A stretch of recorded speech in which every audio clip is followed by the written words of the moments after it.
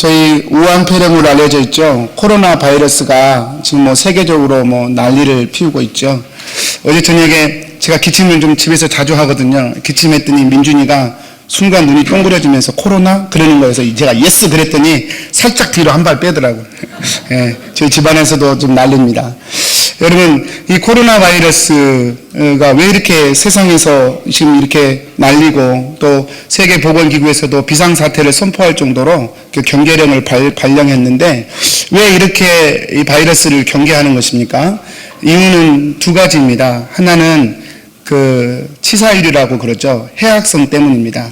보통 지금 코로나 바이러스의 치사율이 3%라고 합니다. 100명이 걸리면 3명이 죽는 거예요. 바이러스 치고는 굉장히 높은 것입니다. 바이러스 치고는 굉장히 높은 건데 이 바이러스가 이 치사율이 3%에 달하기 때문에 사람들이 굉장히 경계를 하죠. 그러나 또 다른 이유가 있습니다. 이 바이러스가 이렇게 무서운 것은 확장성 때문입니다. 전염성이라고 그러죠. 특별히 이번 코로나 바이러스는 지난번 사스보다 훨씬 더 빨리 전염된다고 그러죠. 그래서 그 전염성이 너무 빠르기 때문에 이게 손쓸 틈이 없을 정도로 지금 빠르게 전파되고 있어서 비상상태까지 선포되게 된 것입니다. 둘 중에 하나죠. 둘 중에 하나만 있으면 괜찮았습니다. 치사율이 좀 낮든지 전염률이 없든지 그러면 그냥 그런가 보다 하고 지나갈 텐데 이 두 가지가 합해져 버리니까 파괴력을 더하는 것이 아닌가 생각됩니다. 여러분, 이 두 가지가 합해지니까 우리가 느끼는 것이 그 두 가지가 합해진 만큼 이 질병이 나에게도 올 수 있는 확률이 높아진 것으로 우리가 이해하게 되는 것이죠. 그래서 그것 때문에 모든 사람들이 지금 두려워하고 경계를 하는 것이 아닌가 생각됩니다. 저는 이런 사건들을 보면서요, 물론 이 바이러스 저희가 경계하고 조심해야 되는 건 너무 당연한 것이고요. 저희도 늘 이렇게 좀 경계하면서 들지 않도록 해야 됩니다. 그건 당연한 것이고요.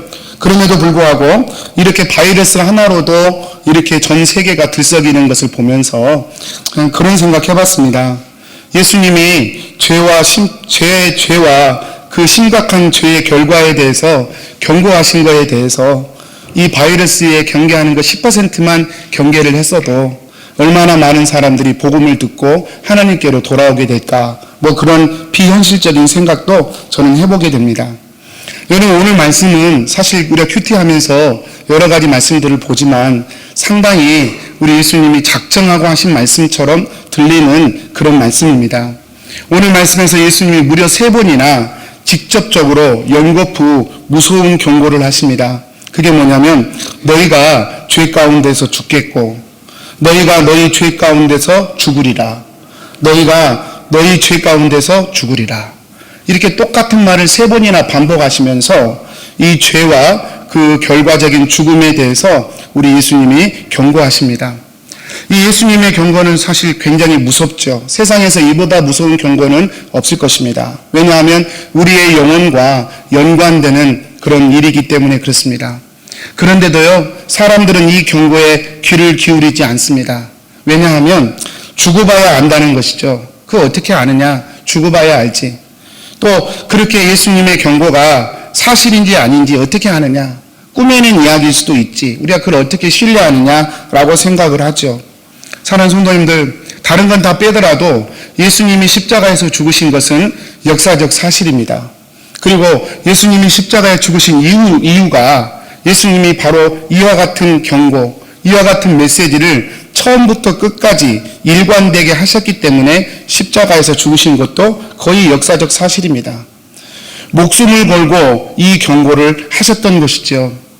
기독교 변증가인 C.S. 루이스라고 하는 사람이 이 목숨을 걸고 경고하신 예수님의 경고에 대해서 우리가 취할 수 있는 3가지 태도에 대해서 얘기한 적이 있습니다.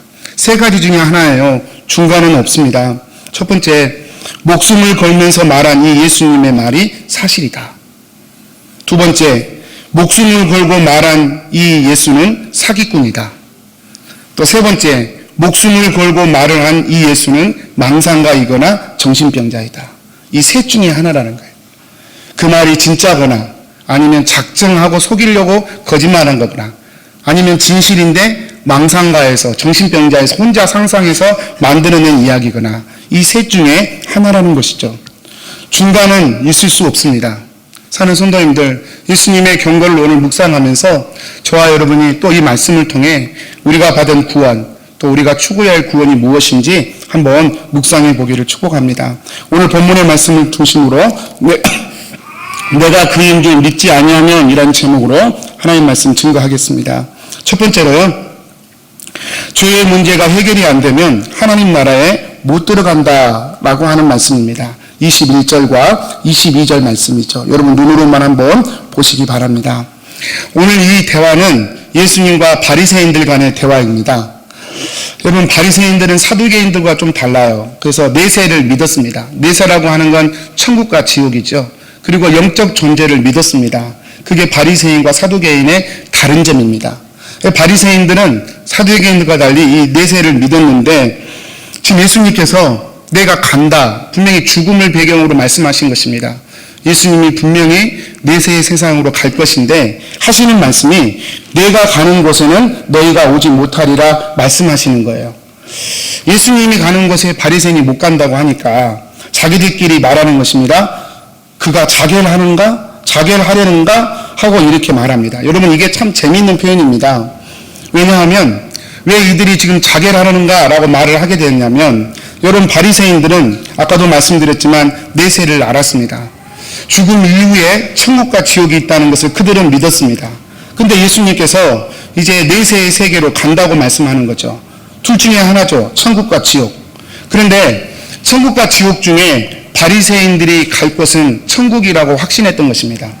그러니까 나는 택한 백성이기 때문에 천국 가는 것이 확실하다고 바리새인들은 생각한 것입니다. 그런데 예수님 가시는 곳에 자기들은 못 온다고 하니까 자기들은 천국에 가니까 그럼 예수님 어디 간다는 얘기예요? 지옥 간다고 자연스럽게 생각을 하게 된 것입니다. 그리고 거기다가 유대인들의 생각 속에 자결을 하는 것은 스스로의 목숨을 끊는 것이 되기 때문에 스스로 살인자가 되는 거예요. 그래서 자살한 사람은 절대로 천국에 못 간다. 이것이 유대인들의 생각이었습니다.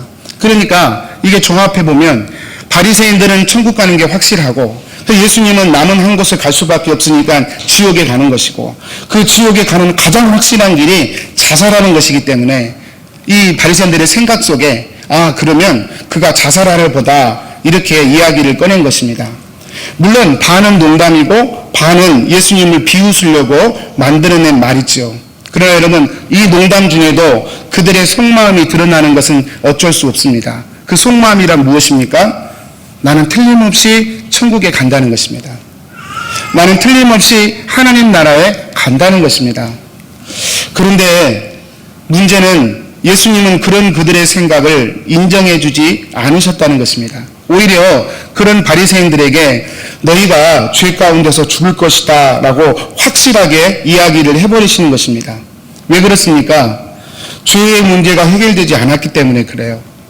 바리새인들이 그렇게 종교적으로 열심히 살았는데도 불구하고 그들의 죄의 문제가 해결되지 않았기 때문에 종교로, 의식으로, 율법으로 해결할 수 없는 것이 죄라는 사실을 분명하게 바리새인들에게 하신 것입니다. 여러분 이것이 우리가 믿음 생활하면서 그 어떤 것보다 먼저 고민해 봐야 할 주제입니다. 두 번째로 오늘 말씀을 통해 주님이 주신 두 번째 말씀은 죄는 뿌리가 본질이라는 것입니다. 26절 말씀이죠. 여러분 제가 한번 읽어볼 테니까 눈으로 한번 보시기 바랍니다. 내가 너희에 대하여 말하고 판단할 것이 많으나 나를 보내신 이가 참되심에 내가 그에게 들은 그것을 세상에 말하노라 하시되. 여러분 코로나 바이러스는 치사율이 3%라고 말씀드렸습니다. 그리고 사스는 10%라고 합니다. 꽤 높죠. 사스가 훨씬 위험했던 것입니다. 그리고 메리스로 알려진 또 다른 바이러스는 치사율이 30%라고 합니다. 물론 약간의 논쟁은 있지만 대충 그 정도 얘기할 수 있습니다. 굉장히 치사율이 높습니다. 그래서 무섭습니다. 그러나 이 예수님이 단언하여 하신 이 말씀은 만약에 너희가 죄의 문제가 해결되지 않으면 100% 죽는다. 이것이 예수님이 하신 경고입니다. 여러분 예수님의 이 경고는 죄에 대해 너무 분명하고도 확실한 경고였습니다.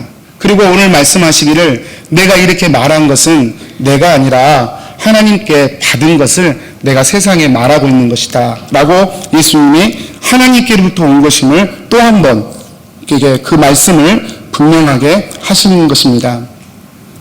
우리 성도님들, 도대체 죄가 무엇이길래 이렇게 심각한 것일까요? 제가 목회하면서 또 성역 공부하면서 이 죄에 대해서 참 많이 나눕니다. 그런데 가끔은 참 의외다라는 생각을 합니다.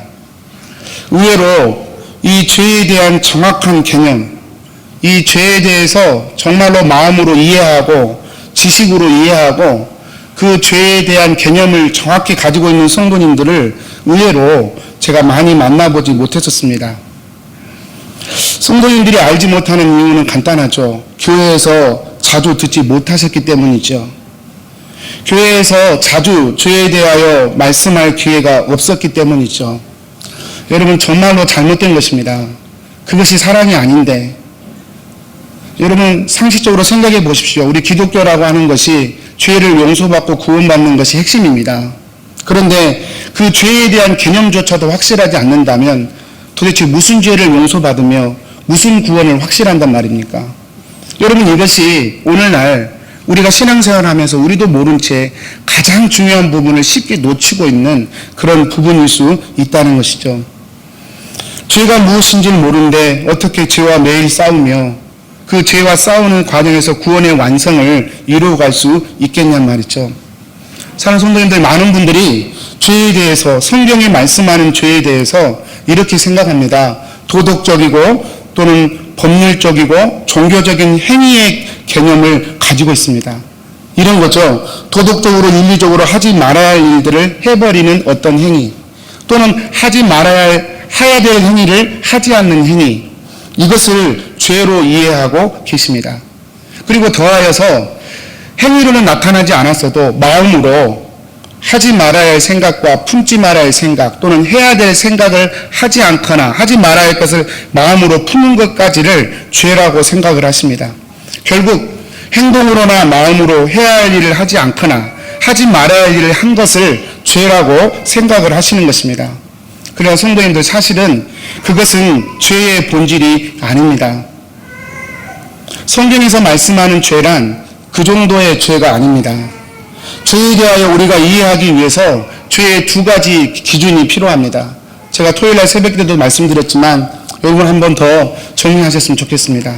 이 두 가지 기준이란, 첫 번째 죄의 뿌리, 두 번째 죄의 열매라고 하는 기준입니다. 아까 좀 전에 제가 말씀드렸던 도덕과 윤리에서 나온 행위들, 또는 마음에서 품었던 그런 죄들, 그런 것들은 사실 죄의 열매에 해당하는 것들입니다. 죄의 열매도 당연히 죄에 속하죠. 그리고 당연히 회개하면서 고쳐가야 할 부분입니다. 그러나 그럼에도 불구하고 죄의 열매는 죄의 본질이 될 수는 없습니다. 여러분, 열매만 자꾸 딴다고 열매가 사라지는 것이 아니기 때문에 그렇습니다. 그 열매는 환경만 되면 얼마든지 다시 맺히기 마련이기 때문에 그렇습니다. 여러분, 올해 우리가 브라이튼에 가서 사과를 다 땄다고 칩시다. 그럼 내년에 또 안 열립니까? 내년에 또 열립니다. 왜 그렇습니까? 뿌리가 살아있으면, 환경이 조성되면 언제든지 맺히는 게 열매이기 때문에 그렇습니다. 여러분, 신앙생활도 그렇단 말이죠. 우리의 죄의 뿌리가 있습니다. 죄의 열매가 있고 죄의 뿌리가 있다고 말입니다. 이 죄의 뿌리가 사실은 죄의 본질입니다. 이 뿌리에서 죄의 열매가 주렁주렁 맺히는 것입니다. 죄의 뿌리를 잘라내지 않고 이 열매만 계속해서 따려고, 이 열매만 없애려고 그렇게 매달리고 그런다고 죄의 문제가 해결되는 것이 아니라는 것이죠. 그 좋은 예가 바로 바리새인들입니다. 바리새인들은 하나님의 율법을 613가지로 나누었습니다. 그래서 해야 될 명령 248개, 하지 말아야 할 명령 365개, 이렇게 합해서 653개를 늘 묵상하면서 그 죄를 안 지으려고 그렇게 노력했던 사람들이 바리새인들입니다. 그런데 예수님은 그 바리새인들에게 뭐라고 그랬습니까? 너희들은 죄의 문제가 해결되지 않았다 말씀하시는 것입니다. 왜 그렇습니까? 뿌리의 문제이기 때문에 그렇습니다. 세례 요한이 너희들 그 세례를 받으러 오는 바리새인들에게 아주 심하게 막 독사의 자식들아 하고 막 나무라면서 이런 말을 했죠. 도끼가 나무 뿌리에 놓여 있으니 좋은 열매 맺지 아니하는 나무마다 찍혀 불에 던져지리라. 여러분, 좋은 열매 맺지 않는 나무에 도끼가 어디에 놓여 있습니까? 뿌리에 놓여 있습니다. 왜 뿌리에 놓여 있습니까? 열매는 가지에 맺히는 건데. 여러분, 뿌리가 본질이기 때문에 그렇습니다. 그래서 나무 가지를 찍지 않고 나무 뿌리를 찍어버리겠다 말씀하시는 것이죠. 여러분, 죄의 뿌리가 죄의 본질입니다. 그렇다면 이 죄의 뿌리가 무엇이냐 말이죠. 성도님들, 성경에 빛과 어둠으로 늘 표현을 합니다. 캄캄한 밤이 어떻게 찾아오는 것입니까? 태양이 사라지면 캄캄함은 자동으로 결과적으로 생기는 현상입니다. 어둠이란 빛이 없을 때 일어나는 현상이고 결과입니다. 죄도 똑같습니다. 하나님이 없을 때 생기는 것이 바로 죄입니다. 그래서 죄는 결국 그 뿌리를 정확하게 얘기하라고 한다면 하나님 없음입니다. 사람의 마음과 영의 생각 속에 하나님이 없음, 그것이 죄의 뿌리입니다. 이 하나님이 없을 때 생기는 것이 죄의 열매입니다. 여러분, 오늘 하나님은 우리에게, 예수님은 그 문제를 말씀하고 있다고 저는 생각합니다. 하나님 없음이 죄의 뿌리이고 또 여기에서 죄의 열매들이 계속해서 맺혀지기 때문에 이 죄의 뿌리를 해결하지 못하면 죄의 문제는 해결되지 않는다는 것이죠. 그래서 예수님은 이 죄의 문제가 해결되지 않으면 너희는 결코 하나님 나라에 들어가지 못한다 말씀하신 것입니다. 여러분, 이치적으로 한번 생각해 보십시오. 어둠이 있습니다. 그 어둠이 1000년 동안 시간이 지났습니다. 그렇다고 그 어둠이 바뀌겠습니까? 어두움은 1000년이 지나도 빛이 비치지 않는 한 어두움은 그대로 어둠일 것입니다. 모르겠습니다. 진화론자들이 또 어떻게 또 될 수 있겠다고 말할지는 모르겠지만 그냥 논리적으로 얘기하면 어두움이 그대로 있는 상태에서 1000년이 지나도 어두움은 그대로 어두움일 뿐일 것입니다. 이 하나님 없음도 그대로 하나님 없음 그대로 내버려 두면 1000년이 지나도 10,000년이 지나도 하나님 없음 그 상태로 지속되는 것 뿐이죠. 이 하나님의 없음 상태가 1000년이고 10,000년이고 지속되는 곳, 그것을 우리는 지옥이라고 부르는 것입니다. 이 땅에 우리가 사는 동안 하나님 필요 없어 라고 하나님 없는 삶을 택할 때 성경은 그걸 어둠이라고 표현하고, 이 땅에서 그런 삶을 살아가고 또 그렇게 죽는 순간 우리는 영원히 그렇게 하나님 없는 영혼을 살게 된다고 우리 성경은 우리에게 말씀하고 있는 것입니다. 여러분, 이 말씀을 하시기 위해서 예수님은 다시 한번 말씀드리지만 자신의 목숨을 걸고 존재를 걸고 지속적이고 반복적으로 경고하시며 깨우셨습니다. 지금도 예수님은 그래서 이 죄의 문제를 이 유대인들에게, 바리새인들에게 강력하게 제기하고 계시는 것입니다. 세 번째로 오늘 말씀을 통해 예수님이 하신 말씀은 예수님이 십자가에 죽으신 이유는 바로 그 하나님 없음 때문이라는 것입니다. 24절, 28절 두 구절만 봅니다. 여러분 눈으로 한번 보시기 바랍니다. 그러므로 내가 너희에게 말하기를 너희가 너희 죄 가운데서 죽으리라 하였노라. 너희가 만일 내가 그인 줄 믿지 아니하면 너희 죄 가운데서 죽으리라. 이에 예수께서 너희가 인자를 든 후 이르시되 너희가 인자를 든 후에 내가 그인 줄 알고 또 내가 스스로 아무것도 하지 아니하고 오직 아버지께서 가르친 대로 이런 것을 말하는 줄도 알리라. 예수님이 말씀하셔요. 내가 그인 줄 믿지 않으면 너희는 여전히 죄 가운데 죽으리라. 무슨 말입니까? 예수님이 그 죄의 문제를 해결하기 위하여 이 땅에 하나님의 빛으로 오신 메시아라고 스스로 선언하는 것이죠. 구약성경 창세기부터 아담과 하와가 나는 하나님 없이 살 거예요, 하나님 없음을 선언하여 스스로 죄인이 되었던 그 직후부터 하나님은 아담과 하와를 위해서 이름 모를 짐승을 죽이셨습니다. 그리고 그 가죽을 아담과 하와에게 입히셔서 하나님 없음의 자리에 있던 아담과 하와를 다시 하나님의 있음의 자리로 회복시키셨습니다. 아담과 하와가 스스로 되는 일이 아니라 누군가가 대신 죽어야 한다는 메시지를 주신 것이죠. 이렇게 구약성경 전체에 우리가 하나님 없음에서 하나님의 있음으로 바뀌기 위하여 누군가의 죽음이 필요하고 결국은 하나님이 그 일을 위하여 메시아를 보내실 것을 구약성경 전체에서 예언하셨던 것입니다. 그리고 예수님이 이제 말씀하시는 것입니다. 내가 바로 그다. 내가 바로 그다. 하나님 없는 채 살아가는 너희들을 하나님 있는 인생으로 바꾸기 위하여 내가 대신 죽기 위해 온 바로 그가 바로 나다. 우리 주님이 말씀하시는 것입니다. 사랑하는 성도님들, 이 메시아를 믿는 것이 우리가 받을 수 있는, 구원을 받을 수 있는 유일한 길입니다. 그럼에도 불구하고 유대인들은 자꾸 예수님을 정치적 메시아로 기대했습니다. 그런데 예수님은 그걸 거절하셨습니다. 왜냐하면 정치적인 메시아야 몇십 년 잘 살게 해줄 뿐이죠. 그러나 예수님이 보시기에 정말 본질적인 문제는 하나님 없음에 대해서 알지 못한 채 살아가는 그 문제였습니다. 예수님은 그 문제를 해결하기 위해 오셨고 그 문제를 위하여 싸우셨고 그 문제를 위하여 자신의 목숨을 던지신 것입니다. 여러분, 우리는 이 예수님의 십자가를 통하여 하나님 없음의 참혹함을 볼 수 있습니다.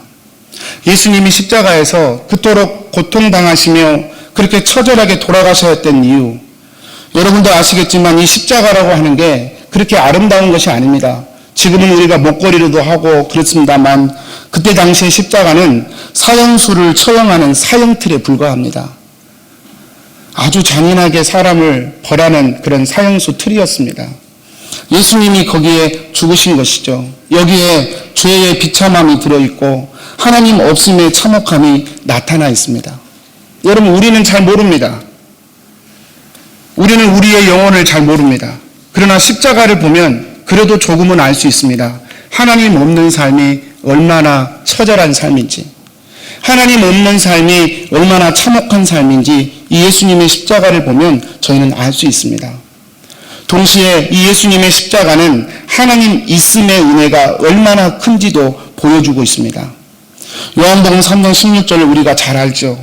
하나님이 세상을 이처럼 사랑하사 독생자를 주셨으니, 하나님이 세상을 이처럼 사랑하사 독생자 아들을 그 하나님 없는 자리에서 있는 자리로 만드시기 위해서 하나님이 독생자를 그 처형의 형틀로 내어주실 만큼 우리를 사랑했다. 성경은 그렇게 얘기합니다. 하나님 없는 우리를 하나님 있는 우리로 바꾸신 것, 그것이 바로 복음이죠. 그리고 하나님 있음이 그래서 내게는 사랑이고 은혜이고 복이라고 하는 사실을 우리는 고백하면서 하나님의 자녀가 되는 것입니다. 사랑하는 성도님들, 죄라고 하는 건 그냥 한꺼번에 지워진다고 지워지는 것이 아닌 관계에 관한 용어입니다. 의도 마찬가지입니다. 그냥 한번 너희는 의롭다라고 선언해서 영원히 무조건 의로워지는 게 아니라, 의라고 하는 건 하나님과 이제 함께하는 자로, 하나님이 있는 자로 살 수 있는 그 출발을, 자격을 부여해 주는 것이 바로 복음인 것이죠. 하나님이 우리의 아버지 되시고 하나님이 우리 안에 함께 계시면 여러분, 그것으로 우리의 삶의 모든 문제는 해결된 것입니다. 왜냐하면 하나님의 최선의 사랑이 우리의 삶의 구체적인 영역도 추적하고 붙들어 주실 것이기 때문에 그렇습니다. 시편 23편에 보면 다윗이 고백하죠. 여호와는 나의 목자시니 내가 부족함이 없으리로다. 여러분, 다윗이 정말로 부족했습니까? 부족함이 없었습니까? 그렇지 않습니다. 사망의 음침한 골짜기를 허구한 날 다녀야 했습니다. 원수가 그 목전 바로 앞에서 창을 들고 그를 노리고 있는 적이 한두 번이 아닙니다. 그러나 사망의 음침한 골짜기로 다닐지라도, 원수가 바로 목전에 있을지라도 그는 두려워하지 않고 안연했습니다. 왜 그렇습니까? 여호와가 그의 목자였기 때문입니다. 하나님이 그의 목자인 것, 그것이 다윗의 무기였고 능력이었고 문제의 해결 방법이었고 답이었습니다. 여러분, 저와 여러분이 받은 축복이 바로 이와 같은 복인 것이죠. 오늘 말씀 30절은 매우 다른 말씀과 달리 매우 기쁜 소식으로 말씀이 끝이 납니다. 이 예수님의 말씀을 듣고 많은 유대인들이 예수님을 믿게 되었다라는 말로 끝이 납니다.